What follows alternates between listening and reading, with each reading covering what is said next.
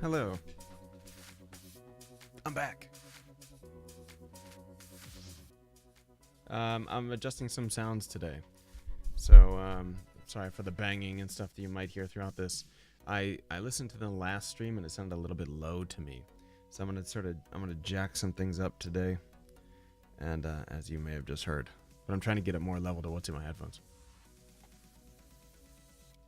Hopefully this will work out a little better. Hi. It has been about a week. It's been exactly a week since I streamed. I know that we had talked on Monday when I canceled the show about maybe doing a show last night. And then I had remembered that I had a podcast interview to do with on the Tater Talk podcast, which is the Yam Fam Asha Christ community. So I did that with Orkin, and I think that's being produced into thought I saw a drop frame there for a second. I almost died. Into regular podcast form, so you'll be able to listen to that, like on your phone or whatever on your way to work. The video is also available, obviously, in VOD form on his chat. I may go rip a highlight off it and stick it on the YouTube. We'll see.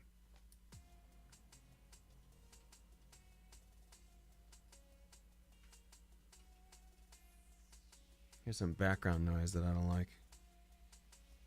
Every time I come back after a week, I gotta reset all these audio things. It makes it more irritating because I have to climb under the desk at the moment, which we're gonna talk about today. We're gonna talk about the redesign of the office down here.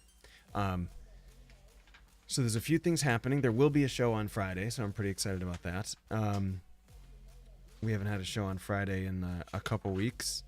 And then we'll be back to our regularly scheduled show, and then we'll stop having these long breaks in between. So, a couple topics for today in the tech show. Number one, we're actually going to talk a little bit about TwitchCon, because that just got released today, and I mentioned that we were going to talk a little bit about it at the top of the show. We're also going to go into the office layout, which is something I need to change in this office, and then we'll actually have some layout programs up, and we'll actually lay it out live. I could probably go into The Sims or something and do it, but this looks like basically The Sims, but an online version. Or a free sort of online version. As always, the charity event is still going on this month. You can find that out through all the commands that are in the title info. So feel free. So let's talk about TwitchCon. TwitchCon 2019 was announced today. Let me remember that date. I want to say end of September. And I'm trying to look it up on, am I not friends with TwitchCon? I guess not. September 27th through the 29th. Let me find out what days those are. I'm assuming that it's the same type of thing as last year. 27th through the 29th. So Thursday, Friday through Sunday. Okay. When we got back from TwitchCon, we did a show about TwitchCon, basically talking about all of our experiences and things. So this is the 27th to the 29th. TwitchCon was very, very fun. What made it very, very fun was the people going to it. So I have some problems with TwitchCon in general and how it was presented. Maybe there might have been some expectation there that wasn't met, so most of that is probably my fault. But when I think of conferences, I've been to so many professional conferences in my life. IEEE conferences, GSAW. I was in Rome for an Incozy International. We've been to Space Ops. We've been to so many conferences, CES, all this stuff. There are common themes to conferences. There's seminars, there's talks for knowledge and information. There's some social networking type of events, and then there are vendors.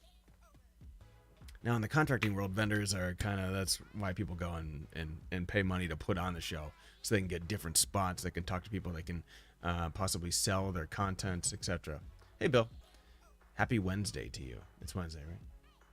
Yeah, happy Wednesday. How you doing? So in the conferences I go to, there's a vendor room. where you walk into a big, airport hangar or something like that. They got all the usual vendors. In my personal line of business, you see people like Lockheed Martin there, Raytheon, or Northrop Grumman. Those are a ball, Orbital, STK, all these big names. TwitchCon tried to do the same thing, where you go into the main convention hall and there's all these commercial entities. You walk in, and I think the first thing we saw was, let's see, where did we walk in? We walked in and saw the first thing was the Lenovo booth. So Lenovo, of course, gonna have machines there. Lenovo booth, and I got machines to play games on and everything like that. They got all the basic stuff set up. Then we had what was next? Then there was the Twitch Sings area and some Twitch kind of half pillar things with TVs on the side where they were advertising some new stuff coming to Twitch. Then they had a big Red Bull bar. In the back they had like a buy some toys type of thing where you could buy mystery boxes, loot crates, that's what they were called. Then they had a couple of indie developers, like maybe 6 or 7, Streamlabs, and then as you moved over, it turned into Bethesda, Jackbox, Magic the Gathering, Wizards, Alienware, and all those usual guys that are developers, publishers, that are there marketing their product, which is fine, okay, but there was this, and maybe a misconception on my part, that when I'm going to TwitchCon, what I'm looking for is expanding my brand, having some kind of information, and maybe making some contacts with other professional entities, chatting to them about the show, what the show's about, etc. Maybe seeing how some business could be done. There was no good way to facilitate that in the space that they had. So when you walk into TwitchCon, it's just this huge open area. I call it an airport hangar because it looked like an airport hangar. It was a convention floor, a huge convention floor. And all of it was these vendors. Now, I don't know how many people were at TwitchCon this year, but there were a lot. And the sheer number of people in there did not lend itself to any kind of one-on-one conversation. Even partners were kind of like butting up against people trying to get in to talk to Corsair. Oh, that was another big one in the front. But there was no good way to really sit down and chat. And I know anyone that went is going to say, well, they did have those streamer program things up. Sure. A lot of booths had a sign, like a little logo that said streamer program. And below it was a sign-up sheet, and you could sign up, fill out your stuff. Well, most of the time people were waiting in line to fill out their name to put down on this call sheet. And a lot of times they give out like a little gift at the end. Well, what turned out happening was people just waited around for the gift and just stood in line for the gift. To me, how they could have made that a little bit better was done this. And I suggested this, by the way, in their feedback sheet. They sent out a survey asking about it. They could have made it so there was a show floor for all your products. And those products are marketed towards streamers and towards gamers and all that kind of stuff. That's for those people to buy. There is also a side room. And there were a few side rooms, but none of them were for this purpose. There was a side room for Magic the Gathering tournaments. There's a side room for more like pinball machines and a little cosplay area. There was a side room for partner lounge, arts area, and then the meet and greets. So they had a couple different side areas they could have done. They could have partitioned a little more, I bet. But what I would have loved to see is something where it like blended the conference styles together. So you have the big entertainment show, the big show. Here's where we're showing trailers. Here's where you can play the games. There's stations. You can come get your free swag. You can get your Red Bull over here. You can look at the latest Corsair products and Elgato products and things like that. But then have a side room. Where the side room is just a poster session. And if you've ever been to a poster session, that's mostly in academia. It does this where it looks like just big, like roll out poster areas where you can like corkboard. like large corkboard things where you can stick up posters of certain sizes. I presented many papers like that where I'll write a paper in and it turns into a poster session. I design the poster, you hang up the poster, and then you stand by the poster. And then when people walk by, they'll take a look at your poster. If they have questions, they'll give them to you. If they want to talk more, you give business cards, all that stuff.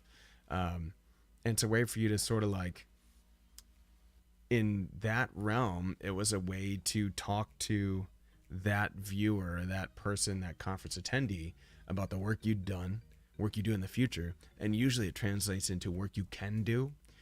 Maybe if you're lucky, the viewing person's like, oh, we're really interested in this in the business that I work in because we're looking for architects or something like that.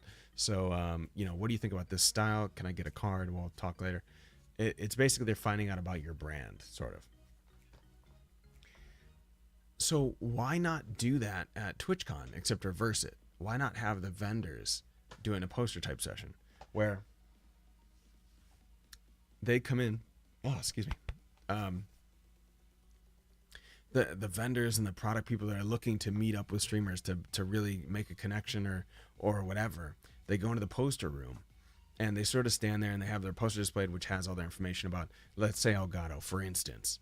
They have all their stream, their capture card stuff, maybe some diagram of how you could use it, because some streamers are still confused, how do I use my console with this? You could have easy cheat cards or something like that. Here's how you get audio through your console, you know what I mean? You could hand it out to the stuff to the streamers, like a little cheat sheet. And there's a lot of businesses that do that at big conferences for vendor tools. The one that I use is called Magic Draw for work. And the people who make that tool, when you go to their booth and things, you can go up and get a cheat sheet for like UML or for SysML, for DODAF framework, for how to construct your system engineering models. You get a cheat sheet, you take it home, put it in your pocket. But it also has their branding on it, so you remember their name and you come back and use their product. Why they didn't do that for TwitchCon, where it could, because to me, TwitchCon was sort of marketed towards you can come here and enhance your streamer knowledge, enhance your brand, make connections with professional entities there, and something like that would have been, not only would the novice who is not comfortable talking to commercial entities or product people or marketing people or anything like that, they could get a feel for it then. You walk up with, to look at some posters, you ask some intelligent questions, you get to know them. They ask you, what kind of games you stream, what are your hours, what are you looking to do, something like that. You could make like a business connection with that person. They could be taking names or cards and all this kind of stuff. Have 2 or 3 people working per poster. Plus, what it would have done is put, and I think a big part of streaming that is, there's a somewhat of a missing element where you go from streaming and being kind of, oh, we're laughing at memes and we're having fun and whatever, to now we need to talk business. And there's a disconnect there where all of a sudden, and nominally, streamers are a little bit younger, maybe not in the professional world yet. Nominally, there's many that are, but I would bet the majority are younger, not at a point in their career where this is like what they've done this for years and years and years. So it could teach them these skills about how to approach a marketing agent or a business agent like that, or a VP of something or other, and learn how to market themselves live and in a professional way. Because a lot of times, it's just, you're just memeing constantly. And if I were a business, I'd be nervous about that kind of thing. But if I met someone, if I was a rep from Elgato, let's say, let's not say that, let's say something better. If I was a rep from Micro Center, and someone came up, oh, what kind of products do you have? Oh, hey, Wolfie, what's up? What kind of products do you have here? Oh, well, this is the stuff we got. Hey, how you doing? What's your name? What do you stream? All this kind of stuff. It's a good way for the business people to get a feel for who that streamer is. They might get a real good feeling about somebody. You might see them on stream and they're a completely different person off stream. They're a completely different person on social media. You might, realize like, hey, this person really isn't professional and responsible in some certain way. So I'm not comfortable doing business with them. But maybe someone else who they wouldn't have thought of, that is, maybe a young person that it doesn't have experience, but will come up and represent themselves and be professional and courteous and really take interest in the product, and maybe has some great ideas for how to make a business partnership work with that product or that company. comes up and out of nowhere. It's like, whoa, I never would have thought about this person. You know why? Because a lot of these companies look at partners only, they look at numbers, and they don't really, it's tough to get to know the person unless they can put a face to the name, you know what I mean? And they're not searching the bottom of the directory for faces and names and things like that. So I feel like this side room, where you could call it the business marketing room, the professional development room even, where maybe you could go up to a booth and there'd be a sign-up sheet for appointments. Maybe you'd go up to a poster session, you'd get a quick feel, and maybe the marketing agent that's there talking to streamers would be like, hey, what's your name? Can you come back about 2? I'll have someone here. We'll sit down. Maybe if they're interested, they're like, yeah, come back for 30 minutes, 15 minutes. You know, give us some ideas of what you think. We'll give you some ideas of what we think. And maybe we'll see if we can do business right there. Like, that would have been so much. That would have solved so many problems, in my opinion, because all TwitchCon was this past year was basically, hey, streamers, you need to buy these products. I mean, that's kind of what it was. You need to buy all of these products right now. That's all it was.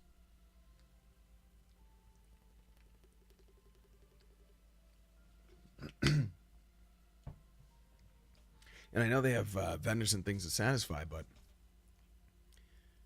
it's like, I feel like there's got to be some kind of middle ground where you're also trying to help the people that are on Twitch that are making you money, instead of making them wait in line for 5 hours and then having the whole thing be a crazy nightmare. Like I said when I first got back, the best part of the show was the outside activities with friends and people you meet there, maybe for the first time. Twitch is kind of unique in that you sort of have an idea for who people are before you meet them in real life. You sort of have, I see you every day on the stream, so I have an idea of your voice and your personality a little bit. Some people are a little bit different, some people are more reserved, etc. But you have a general idea. So that meeting people is definitely the best part of it and the most beneficial.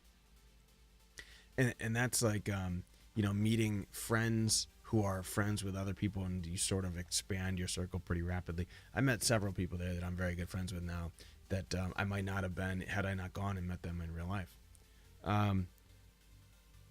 But there's a cost to that. Is the cost worth, $1,000, $1,500 plane ticket? Is it worth $1,000, $1,200 room for the 3-4 days? You got a ticket that's $200 if you're staying the weekend. You got vending and stuff. You got to eat during the day. You got to go to all this stuff. I know there's some people that really play the game of the partner parties and things and get invites where you can get food for free and drinks for free, which is great. But you have to eat during the day too, and those parties don't go on until the nighttime. So, there's breakfast, there's travel. You're taking Ubers to different places, at least to and from the airport. You can do it cheap, but I bet the cheapest you can do it is about $2,000. $1,500, $2,000. I bet that's about the cheapest. Unless you go ultra, sleep on someone's couch and eat pretzels that you snagged from the airplane or something. But so you have to think, is that investment worth it to go out there and basically, from the last TwitchCon, the most you get out of it in terms of furthering your stream, if that's what you have in mind. Did my monitors all just die? Okay. In terms of furthering your stream, it's just on sleep mode. I haven't touched the mouse in a while. Is meeting some contacts and explaining your channel and getting, meeting your friends, and they'll get more interested in your channel. That's kind of the best you can do, because in an area like that, it turned into a meat grinder where people were just going, sign out the sheet, sign the sheet, sign the sheet, sign the sheet. You'll get on the partner program. And, some people got selected for stuff. I know that Twitch Sings, for example, they were rolling out that beta relatively recently, and so many people signed up. Only half of us got into it, only half of our group. It was a weird, even the indie developers there were just swarmed, because there's only like maybe 5 indie developers there. 7 indie developers, maybe. Everyone else was products, headphones, mouse, all this stuff. And you can see that stuff online. You can buy that stuff on Amazon. The Blue Yetis there, I don't think they were a markdown price. It wasn't like you were getting a deal being at TwitchCon. You have the opportunity to buy some stuff from the Twitch store. That line for that limited edition merchandise that they have whenever there's TwitchCon, That line was probably 3-4 hours first day. I'm telling you, if you're interested in budgeting money for streaming, people are always looking at building new computers and, well, I only have this much money to spend. If that's the level of budget you're at, where you're trying to budget some X amount of dollars for budget builds, and you can't buy this new graphics card because it's a little bit too much, so you're going with a second graphics card, but you also have the side pot money for TwitchCon, it's your money is way better spent, way better spent on your stream stuff, new assets, new ideas, new videos, intros, transitions, new hardware for your system, and then maybe putting some money towards a more local meetup. Now, I say a more local meetup because in that scenario, if the scenario for going to TwitchCon without those Twitch changes that I suggested, if the best you can hope for is kind of meeting your friends for the first time and expanding your circle a little bit, it makes way more sense to go to the closest local TwitchCon meetup or Twitch meetup. I know there's one in Ohio that's about 2 hours away from me. I could drive there. Even if I stayed overnight, total cost probably $200. That's a lot different than the thousands of dollars that you spend going to TwitchCon.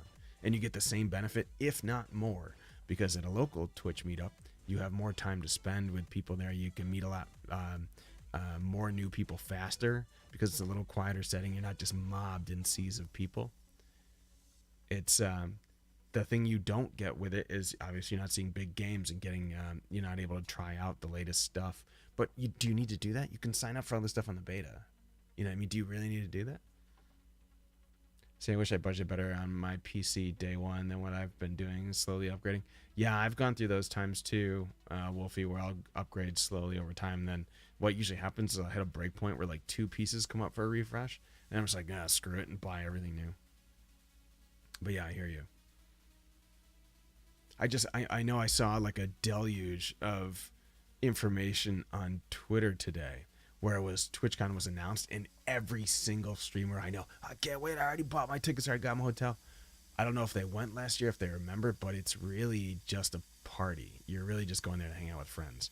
And if that's the case, why don't you just construct a meetup for your community and do it local? Do it like the bar is doing. The bar is doing a meetup this summer where it's more local to Bugsy. Hey, I've been wanting to share this for a while, but haven't been able to, man. Love you and how much you have helped me so much over a wild 11 months. 11 months, holy shit. Thanks for being that older, brother. Thanks, Bugs. That's so awesome. 11 months. Wow, that's madness. Yeah, it's been a while. It's been like a week since I've even streamed. 11 months is mind-blowing. I think someone was 11 months the other day, but I think Badman was 11 months the last time I was live. I was just like, what? 11 months? But anyway, so yeah, with TwitchCon, it's so much easier to meet up at a local place, save so much money on food, on hotel, because you know that if you go buy a hotel or any Airbnb in the San Diego area, first of all, San Diego's expensive in general. Second of all, those places are getting, as soon as that's announced, every single Airbnb owner is like, yep, price increase for that weekend, price increase for that weekend. All the hotels, price increase for that weekend. I think that if you have the money and if you have the desire to really go into it knowing sort of what you're getting into, in that it's really just you're going to hang out with friends. You're not going to make any business connections or further your brand or anything like that. It's just a party with some friends at a venue, and depending on where you are, you have to fly there. So it is the price of tickets. Did you overcome any benefits from TwitchCon since you went yourself? Overcome any benefits? Like, was there anything good about it? I mean, the best part was definitely hanging out with the group. So it was getting to hang with Frump and Kitty and Garrett, and that was the immediate group. But then like Ichi and Nightlight and Roya and Q and all these extra, I'm forgetting people. Brooklyn, SB, all these people. Other than friends. Oh, other than friends. I met the. I don't know. That's what I'm trying to think. Was there anything besides meeting up with friends? Oh, and Daya was awesome to meet there, and same thing with Cora. I'm trying to think. I mean, we got to talk to developers a little bit about some upcoming stuff for the from like Magic the Gathering and some different games. We entered into a sweepstakes to play. I can't think of too much else. It was like, wow, man, this is such a good benefit. I'm losing that if I don't go. It wasn't. It wasn't that. That's what I'm saying. Like people go crazy and they buy other tickets right away. It's just, I want to make sure people think about any kind of what the return on investment is going to be. If you're going just on completely discretionary income and you could literally light it on fire and it be fine, then perfect. Then go and have fun. If that's an income source that you have that you is wasted and that's fine, then I think that more power to you and it'll be a good time. But it's just you're not going to go and this is what I was saying in the bar today was I would like to see anyone's stats where they could show me stats from before they went to TwitchCon. Like, oh, I was averaging 5 viewers per stream before TwitchCon and now I'm averaging 30. Like that does not happen. No one says that happens. None. There's maybe a very, very rare instance where someone goes and meets somebody from an organization. They start to work out some kind of marketing deal, but that's likely already would have happened. Just contact them an email. See, this is something I mentioned about different cons. What's up, Shem?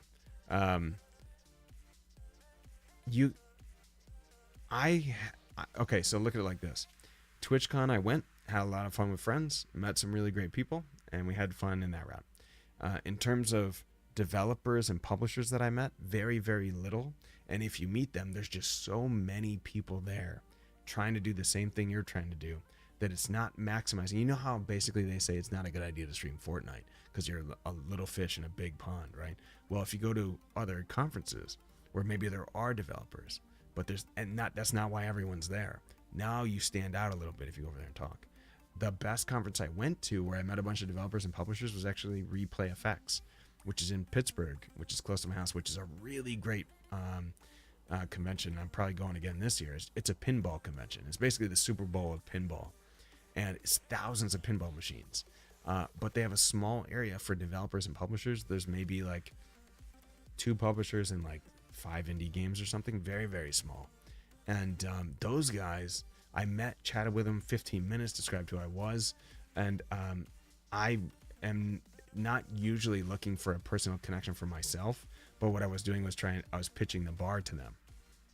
And it turns out that some connection I made there, I caught up on email afterwards, and one of the guys joined the bar, and he's actually the first developer that's joined the bar in the first game company. And then because of that connection, I was also able to set up meetings for Kitty to go to another smaller indie convention that she went to. Or it was actually a music festival, but they had games there and indie developers. And so I set up a meeting with her and these people to go down and sort of meet and chat. And I think she got a lot out of that too. So anytime where you can spend more face-to-face time and sit down, and it's not just a cattle call of give me your card and keep moving type of thing, where you can describe yourself, pitch yourself, describe type of show, and the people you're speaking to can get a better idea of who you are. That's going to benefit you way, way more than anything like TwitchCon did, where basically you come out going, hey, there's a cool new camera coming out soon, or Go XLR.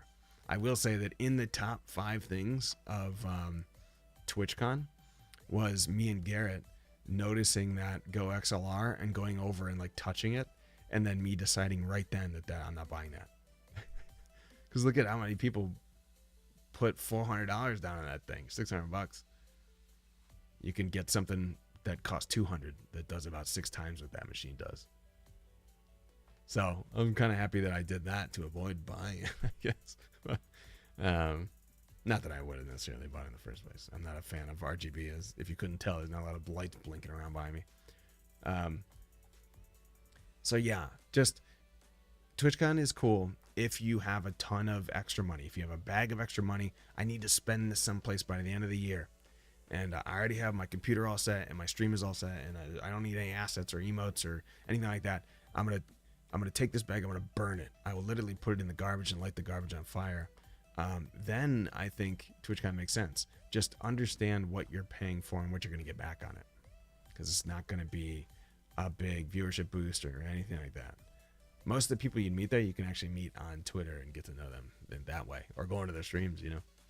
TwitchCon's like a job fair where there are hundreds of people applying for the same thing, and other cons that are mainly for devs is like you going directly to the job site and talk to the owner. Exactly, Shem. That's a really good analogy, actually. Yeah, because at the smaller convention that I went to, where there's a couple devs, it was literally, there were devs standing in the aisle, the people passing by them going to play pinball, and the devs were like, hey, can I show you this for a minute? Like, there just wasn't people.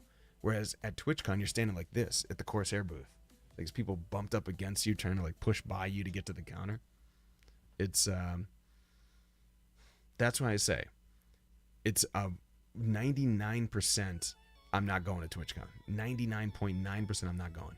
If they come out and say, you know what, we're going to change it so that there's going to be an opportunity for set up appointments with vendors and devs and publishers where you can sign up for different things. You can go into like a vendor area where it's quiet, where you can have a one-on-one conversation. You can do a poster session, talk to guys, get to know the business people.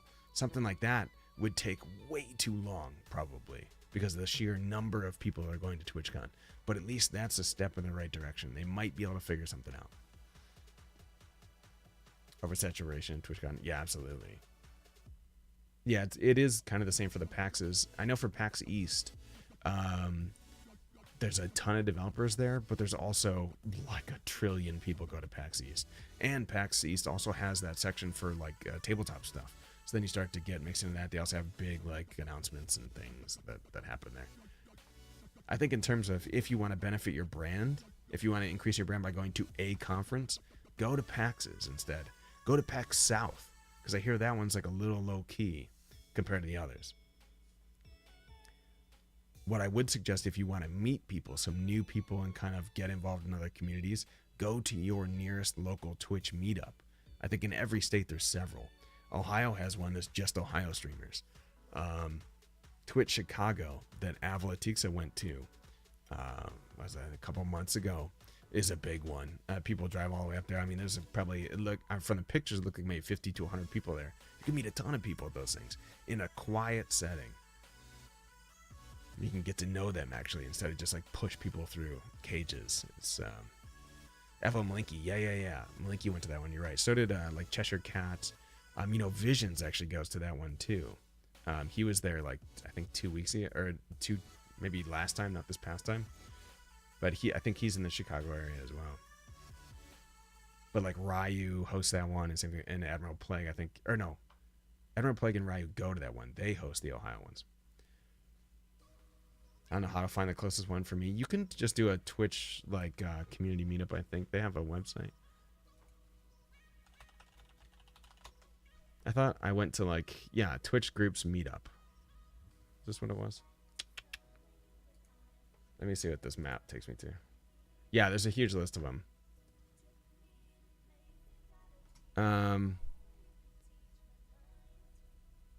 Hashem, I don't know what the closest one to you is because I'm not totally sure where you're at.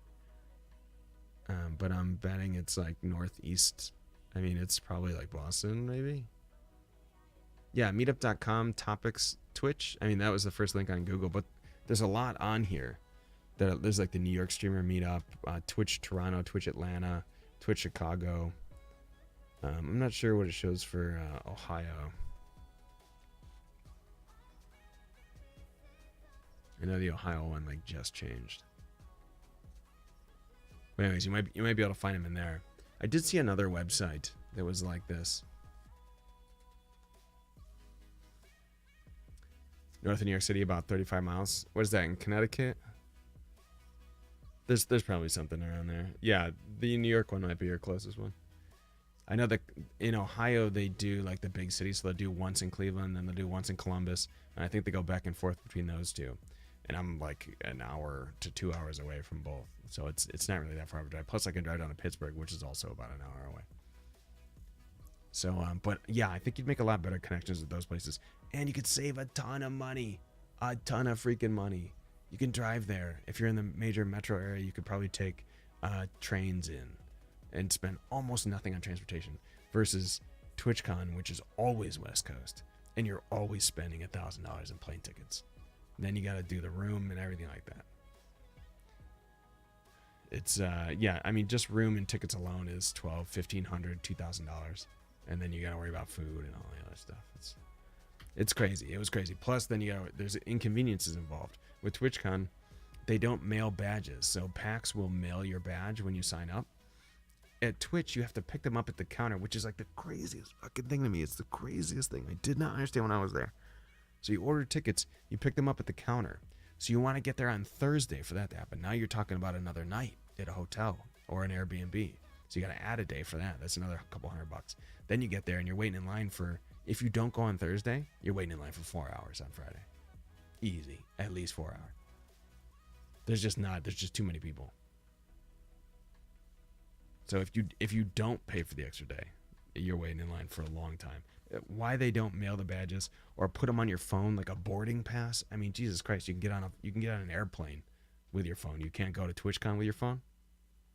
That's madness. I'm sorry, hang on one second. I gotta look at this joke. There, my wife sent me.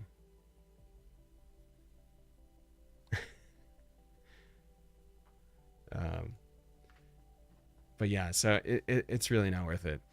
If you're a part of the bar or any community like the bar, and even the Twitch Chicago meetups, go to those meetups. They're going to be way cooler. You're going to make way more contacts like that. You can also, once you start to get larger, you can tell vendors about it. Maybe they'll sponsor some of it. Maybe they'll send you some swag or something to hand out there to get their brand out, get invite publishers, all that kind of stuff. But and it will certainly be cheaper because the group can sit there and come up with a place. Here's where we're going to stay. Here's some hotels in the area that I found are super cheap. We also are already kind of a community, so we could all just stay together in a big compound or something like that. There's always ways to save money.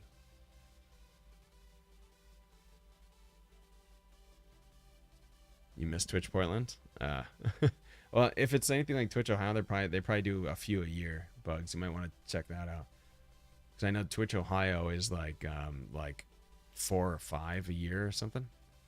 So I bet they meet up more often than that because there's always new people coming in. Anyways, that's my rant on TwitchCon. Overall, I would say don't go unless you have a crazy amount of discretionary money that you're okay with just burning it for no reason.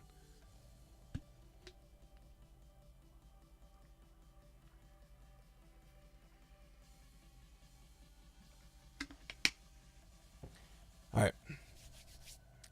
So this is the other thing we were doing today. Is talking about the room. Oh, first of all, let's talk about some organization.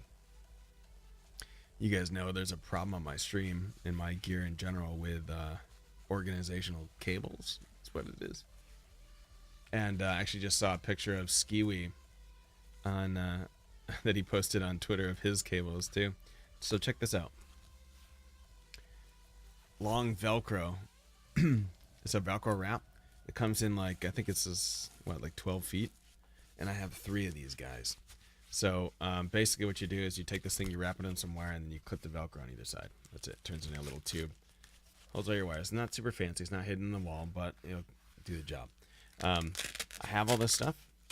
And you might be asking, hey, Moshkertees, why is it not on your gear yet? Because of our discussion about the room. So I'm going to drop this and show you guys the room, and then we're going to talk about the layout, okay? So this is the green screen behind me. I'm going to lower it down. I'll take off my headphones. You won't be able to hear me, but I'll show you. The main thing to look at is how deep the room is.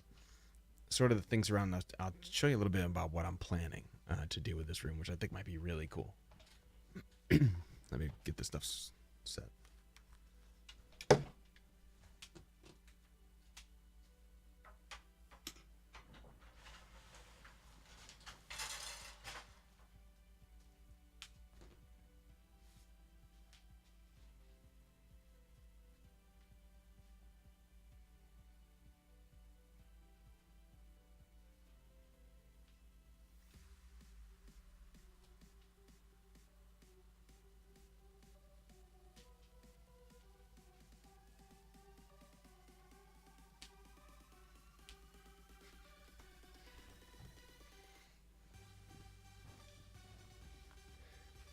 Okay, so it's a pretty big room. This is an office I had built when we first moved in. This room didn't exist, but I worked from home at the time, so I worked with the guy to set up an office with some of the extra space in my basement. So if you can see, I'll try and describe it a little. Let me see.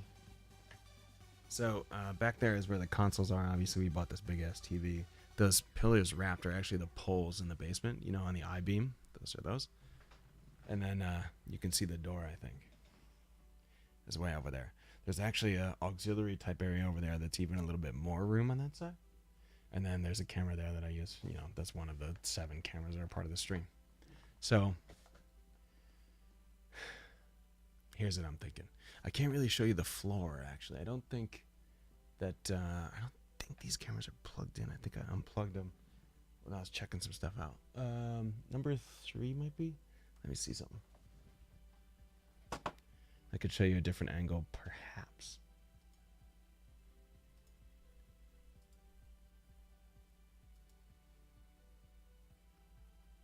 I know. Hang on a second.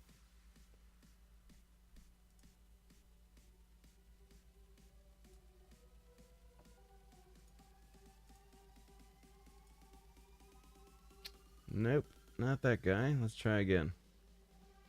Oh, no, I unplugged them. Oh, damn, they're all unplugged. Okay, doesn't matter. So, basically, the floor that I'm rolling around on, that my chair rolls around on, is this sort of like vinyl, rubber, like, it's almost like Pergo, if you know what Pergo is. It's like false wood paneling floors, but it's a little bit like hard rubber, if that makes sense. So it looks like hardwood. It looks like stained hardwood, except it's rubber. So what I'm thinking about doing is, you can't really see, but there's a wall. There's a wall here on this side, right? And that laminate, yeah, maybe that's what it is. Thank you, Shem. I am obviously not a hardware person or a repair person. So I'm thinking about only this side up to, let me show you. I'll walk to where the floor ends.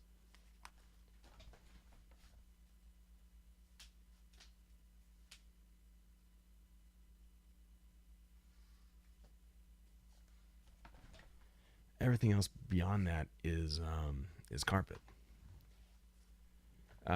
So this is probably about 8 to 10 feet of this laminate, and then because the stupid ass Elgato green screens are like this thin, I have to keep it super close to the chair. That's why I'm not rolling around back enough.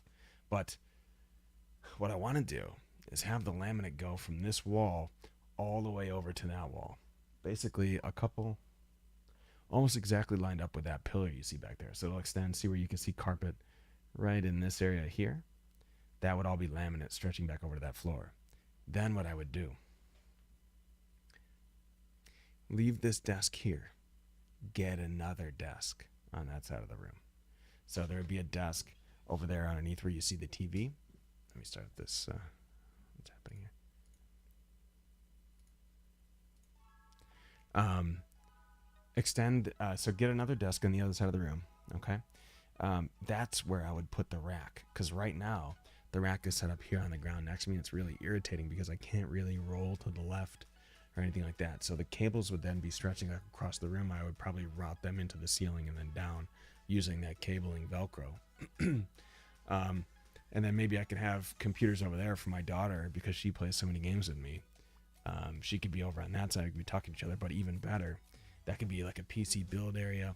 This could be, you guys know that I play a board game called Gloomhaven every once in a while with some friends. There could be a table in the middle for Gloomhaven. And even better is I could take this chair and like roll it all the way across the room. Then I could get my security mounts. So I have these shelves mounted on the ceiling, so you guys have seen them before. They're security views of the room. They could be looking at different angles. I could get some on like Arduino rotating swivels. Whatever those are called.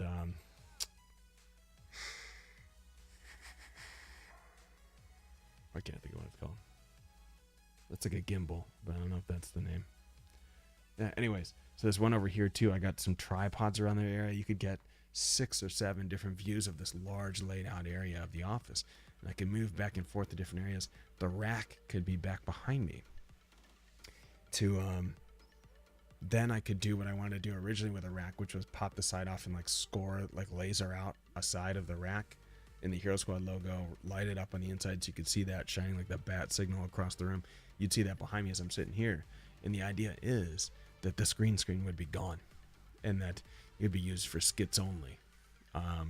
Something like if you've ever seen what the Doc does, and where he'll do a skit, but he's standing up and into a different area. He's just walking in front of a green screen, and he has all this stuff there. But that would allow me to have an area to move around. Basically, right there, there's a wall there with some engineering diagrams on it. But I would just cover that in green, then set a camera up over here pointing at that. Then I have the same setup to do some stand-up type of thing. This is the grand idea I've thought of for this year. One of the goals and the resolutions for this year was to rearrange the stream room. You see the stream room now. You know where I'm at with it. That TV is where the consoles sit. There's a little entertainment center over there. Those would be taken off the wall, moved, and put over there. So they'd be in the same room just around the corner. So my children can play, Switch and all the stuff they usually play with PlayStation 4. So yeah, so basically what's happening is the room is divided into thirds. So here's this room with this floor. There's that area over there right behind me. That's the same. That's probably about 1.5 times the size of this area currently. And then there's a side room over there that's about as big as this room. That's still connected, same room, just around the corner. That's completely unutilized. Nothing is in it. It's just empty. So I could easily push the console station over there. Push the rack over there so you can see it in the background, which is what I've always wanted. Then I could drop this green screen out, go straight to DSLR, an A6000 or something like we've talked about many times on the show. Move this camera maybe over to that side, maybe as an angled view that can catch the case better. Got a lot of ideas. Can you imagine how many ceiling cams I can get in? I got one now. I get 3 ceiling cams in here, baby.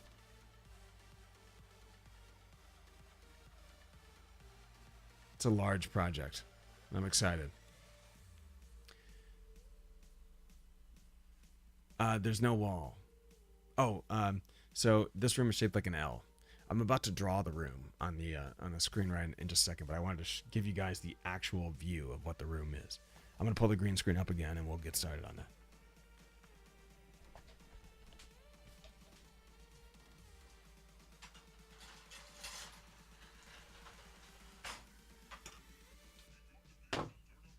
Actually, give me just a second. I want to grab a drink.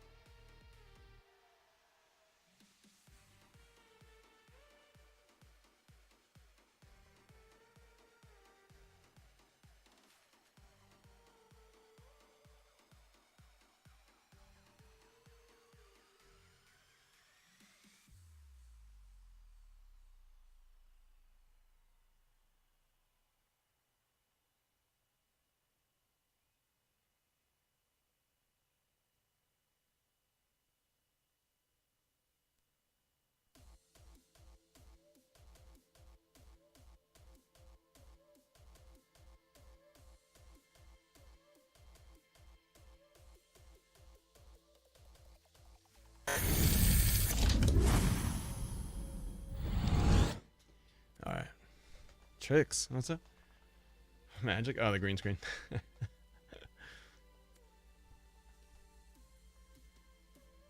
I can make hate disappear with a bus. It's weird. This bus just rolled up and then he was gone. Let me get the desktop on.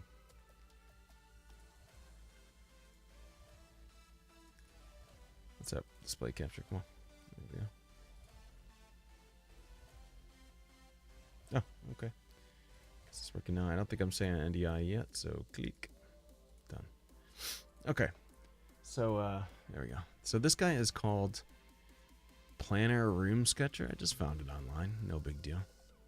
Yes. The Moshik. Awesome. Thank you for clipping that on. Check it out. Actually, I'm going to look at it right now because it looks awesome.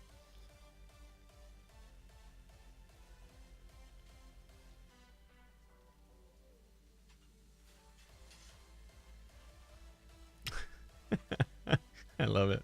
Nice. Okay. So this is a room planner. I've never actually used this before. I used to sketch everything out. I was in architecture for quite a while, and my favorite part was doing everything by hand. But let's go with new. Let's go with a. Oh, actually, this is exactly what the office looks like. This is exactly the layout of the office right here. Exactly. So let's see what dimensions we got. This is. Can we switch to feet? I could do meters, I'm sure, but I prefer properties. So, you do 3D too? I don't know. Never mind. I don't really care about 3D. Help me. Where are you? Feet. There we go. So, what's this thing do? Oh, this is the camera view. Okay. We'll put this out here because I don't need that yet. So this is about 8.5 feet. This is going to be a little longer. Can we stretch this wall out? Yep. So this is going to be about 10. This is going to be about, I think, 13 left-ish. Because my desk is about that big. It's a big-ass desk. And then over here, it gets a little bit bigger. So, 16...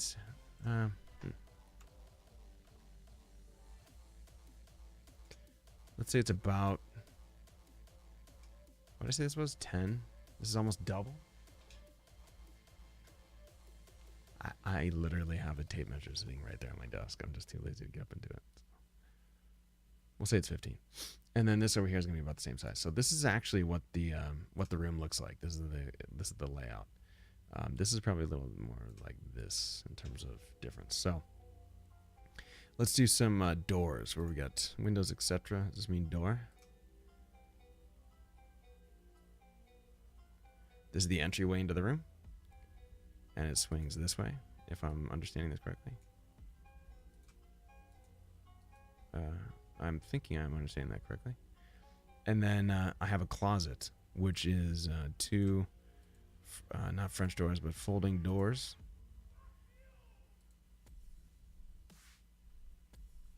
I can't tell which is... oh, I wonder if I can say a closet. Folding. Infold doors. There we go. This is right here. And this stretches quite a bit. This is not the right size of this thing. Really? Width 52 inches. That... Oh, it's 2. No, that looks about the same size. Huh. It's weird. Okay. So we'll say that's there. Then I have, let's say we have furniture. Let's get a desk. Office desk. And this one's going to look like an L. My desk is essentially this desk right here. Okay. Now we stretch this guy in some way. Hi, I would like to stretch you.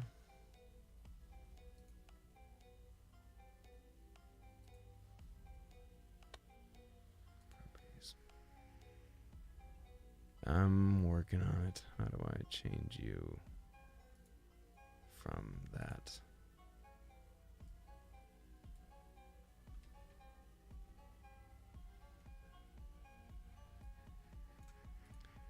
This is a little bit of a weird program. Well, let me change anything here.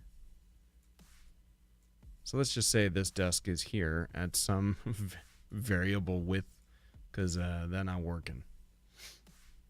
How come your closet doors look like they have tentacles coming out of it? Thick stretch Armstrong desk. You know. How you doing, man? I wish there was a way to change that. Drag and drop furniture onto the floor plan. Who has a baby-ass desk like this? I'm talking about a huge desk. And that's the one I clicked, and there's a bigger one. It's like a big L shape is what I'm looking for. My desk is like one of the largest pieces of furniture in this house. Let's see if this is like a bench desk. It's a little bit better. So there's no way to change the size of this guy, huh? Width 67 inches. What is that? That's over 6 feet. This entire wall is how big? It's not saying anywhere.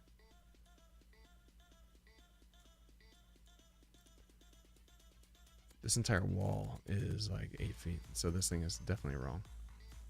And there's no way to change the size of this. Okay, cool. So we're going to have a bunch of desks now. There. This is how we're going to do it. Okay. Look at all these desks.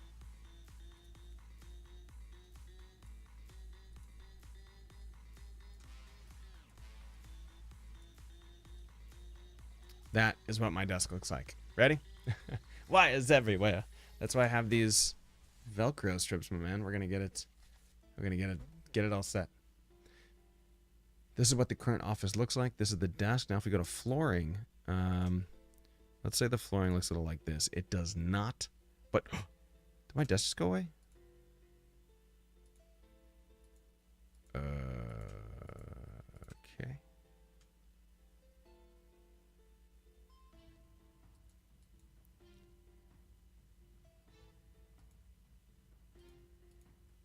I can't like see all this at once. This is part of the program that won't let me do that. You could see windows. Oh, is this why I couldn't expand the size of this?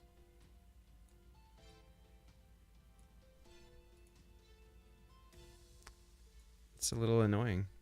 No. Floor. I don't like that. This program's a little wonky, huh? And I can't get it off.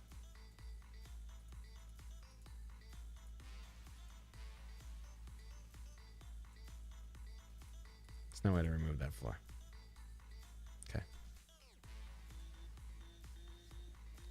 I need that desk. It's a nice desk, man. I got it from IKEA. It's a really, really nice desk. I know people at IKEA is like, oh, you know, it's a piece of crap. It's actually a really, really quality desk. It costs quite a bit. But I bought it a long time ago when I first started working from home because I work on it like every single day. So if this is where we currently exist with the desk, and then behind here is, man, this is really, this ground material is really bothering me now. Okay. That's the desk.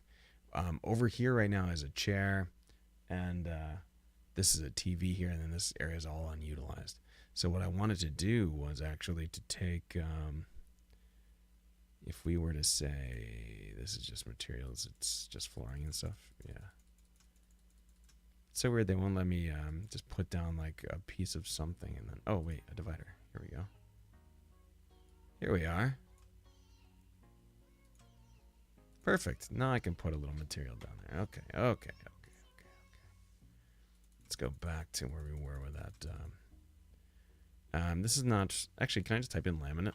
Because I'm giving laminate flooring. Okay. This is close. Nope. This is close. It's actually pretty close. So right there is what it looks like. And then there's the desk on top. I realize you can't really see the desk. What I want to do is, this is all carpet over here right now. What I want to do is go to walls, divider, take this now and go like this. Okay? So I have two different areas here. Then I want to go to materials, make this the same material we just had. Okay? But we're divided into two spots now. We still have the desk over here. And, but what I want to do is now on this side, I want to do another desk. That's really tough to see, huh?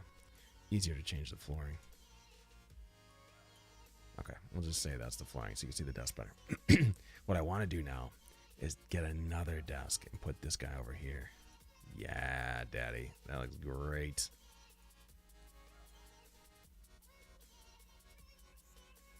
Okay, so now it turns into like a double office. This side doesn't need to be too long. Why?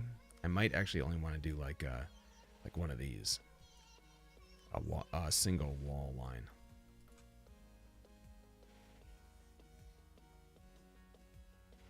Here's what I was thinking. This is what I'm thinking. So if I were to take a small something, let's call it a lamp. Excellent. Can I just have the light bulb? Because I want to show...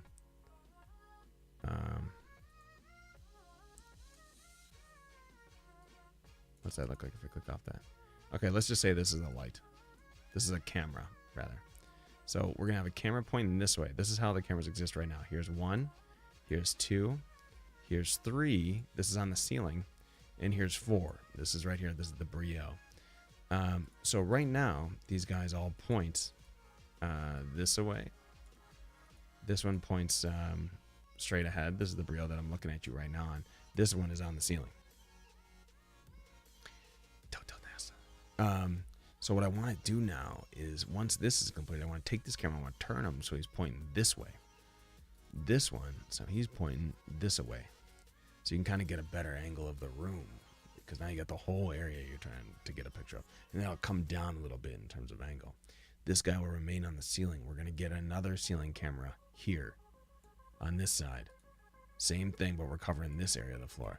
Then I think what I want to do is get one camera for here, which may actually be replaced by, which may replace this one. I'm not sure yet. This one might come over like over here. Now this one, what it's going to do is point directly at this wall right here. Why? This wall is going to be green screen wall. Okay. So that I can stand up and do some segments just behind here. I think that's what I want. I'm thinking now.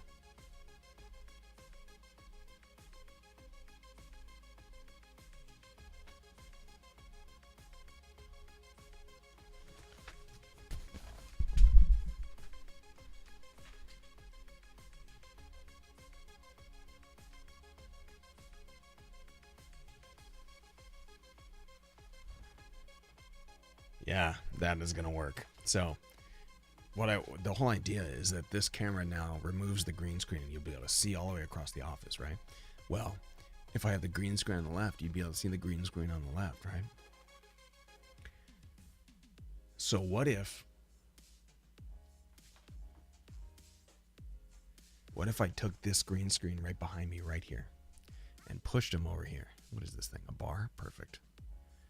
Push this green screen over here. You guys know the Elgato green screen just folds down. Put this guy here against the wall. He's out of the way. Then when it comes time to do a segment, I go hit the button quickly, go to the beer back screen or something, lift up the camera, hit him, hit go, and I just walk on the screen now. Now this camera's gone, but you see this camera over here. Now we're on camera like 17. That's looking only at the green screen. I can walk in and do the segment, right? Then I could walk off the screen, click the transition button, go back, fold down the green screen, I'll be back on this camera. You'll still see the room. You'll see no green screen. Elgato screen is good for one reason. Quick fold up, fold down.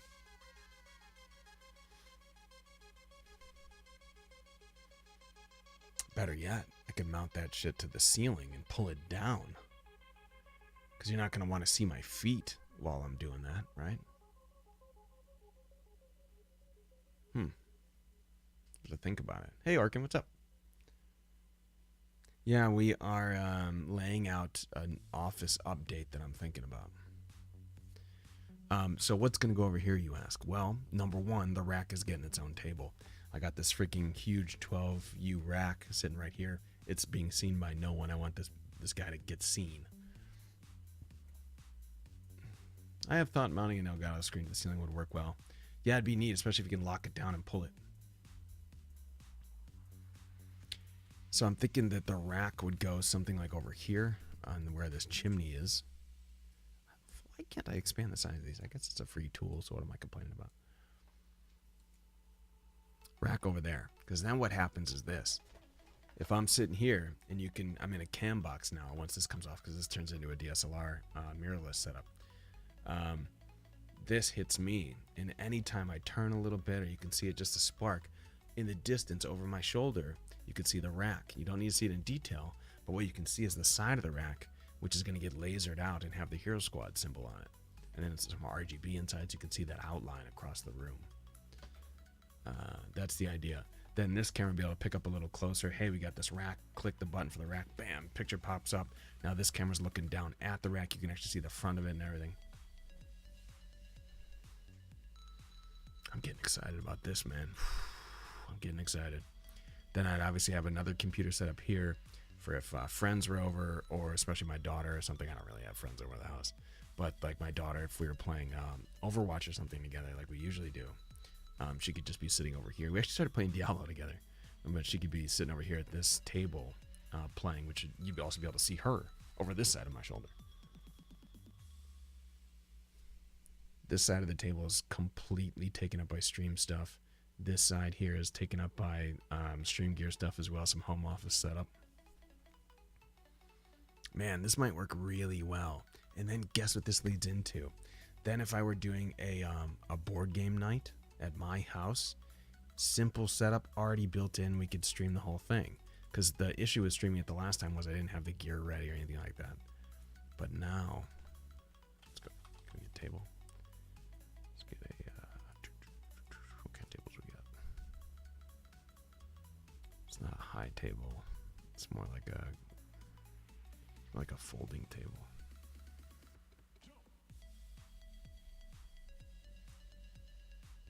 Bar table? It might be a little bit like a coffee table. It might look like a coffee table, but it's not. Something like this could sit in the middle. Then you get the camera angles downside. You get the angle view as well. Easy enough to bring in any kind of auxiliary mics.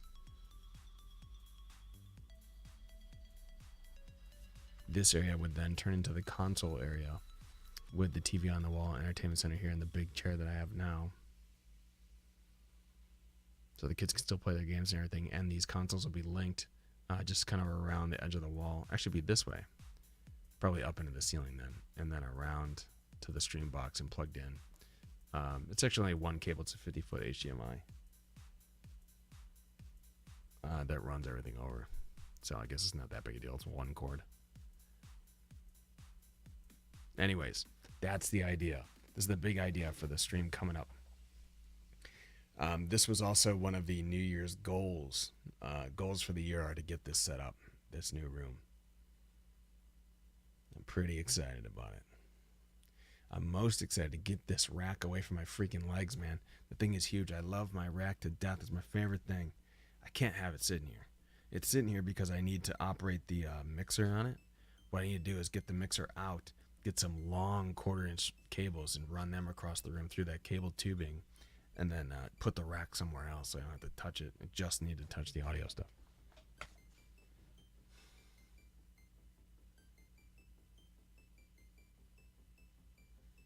I'm freaking excited. First things first, I need to see what the cost of putting this flooring down. The guy who built my house built this extension into my basement, which is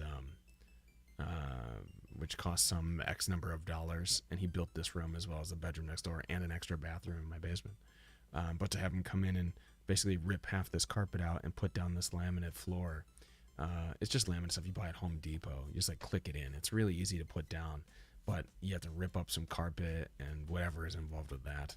I would like him to come out and look at it and probably give me a price. I can't imagine it'd be too much to do something like that. And plus, he doesn't have to paint and nothing like that. Just rip the carpet out, put the laminate floor down. That's it. He may have to install some new outlets over there, but I think we might be okay.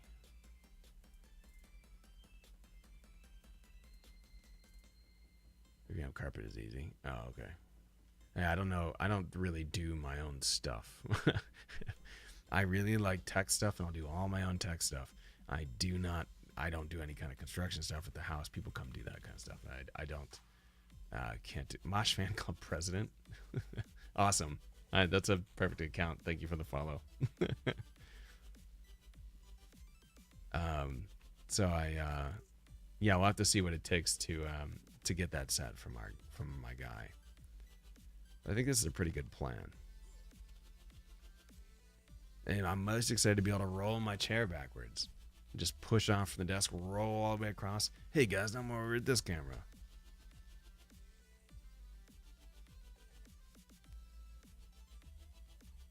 Could play 2 Apex machines at the same time. Play a game. Oh, I died. Let me slide over and res myself.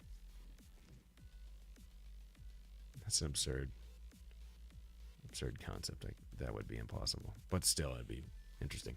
Anyways, this is what I'm thinking. This is what I wanted to talk about today, is how we're going to set up this room.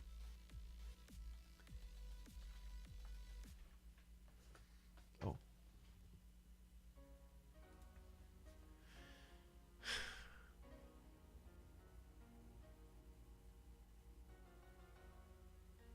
Trying to think of what else I need to do that to set up a computer over there. I have many extra parts.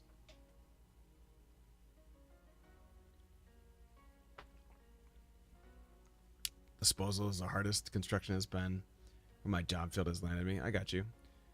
Got a decade of landscape experience and like 6 years construction experience. Holy crap. That's quite a bit.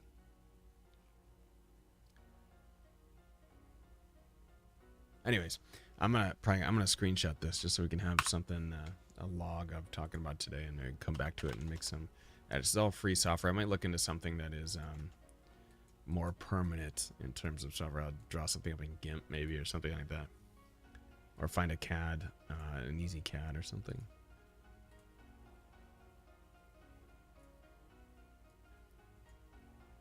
I'm so excited. Okay. I think that's about it for the tech show. I think it might be time to play some games. We are, as always, if you have questions, you feel free to holler at me at any time during the week in any number of communities that I'm a part of. You can find them below here in any of the links.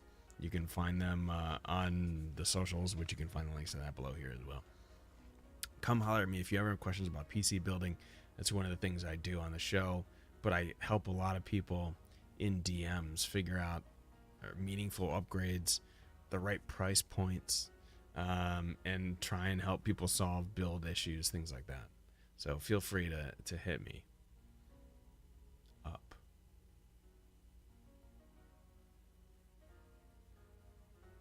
The Twitch bar is running their charity thing, as you can see there as well. That charity event will go on for the rest of this month. I want to check on the total of that, actually. Let me see what we have here. We should be, I think, like we should have beat the goal. I just don't know where we are at the moment. $1,043 for 1,000 dreams. That's ironic. Good community, great community, great fund. So if you go to any bar patrons streams, I mean, I don't want to say any, but most will have information about this charity up there. And that limited edition t-shirt goes away at the end of the month. That is only up for this month and never again. So it's kind of a collect it while you can type of deal. I'm going to switch to Apex because I really want to play. I had a lot of fun last night. And I also want to hate myself for the terribleness of streaming that game. It's really hard. Let's go back to the chat screen. We'll get started.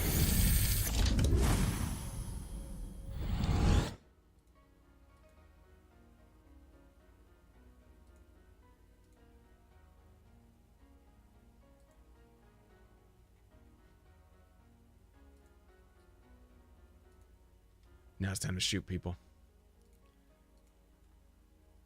Hi, Mosh Fan Club President. How are you? I like your gadget arm person. What is this? Because I see people use it all the time. Oh.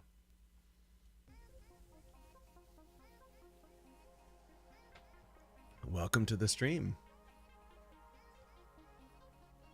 We are getting ready to load Apex and then win all night long.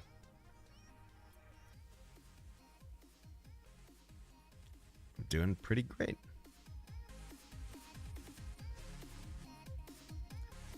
Floor plans set.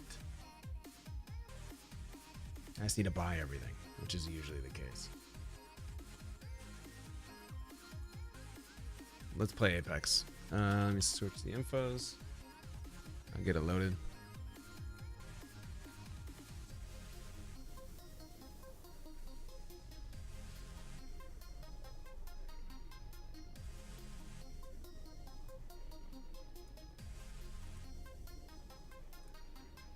What am I missing?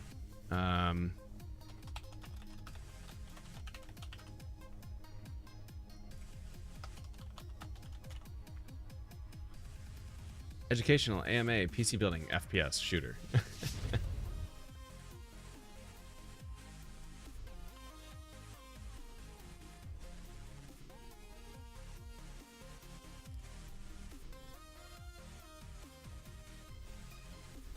What song? How come I can't think of that in my head, Garrett? All night long. Is that what it is? All night. Is that, who is that?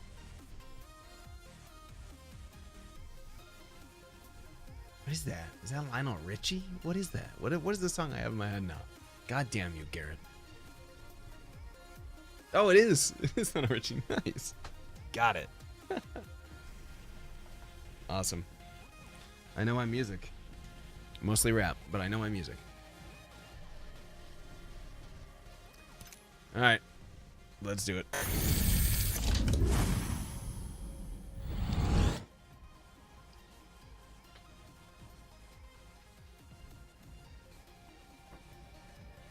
I don't want desktop capture, that's for damn sure.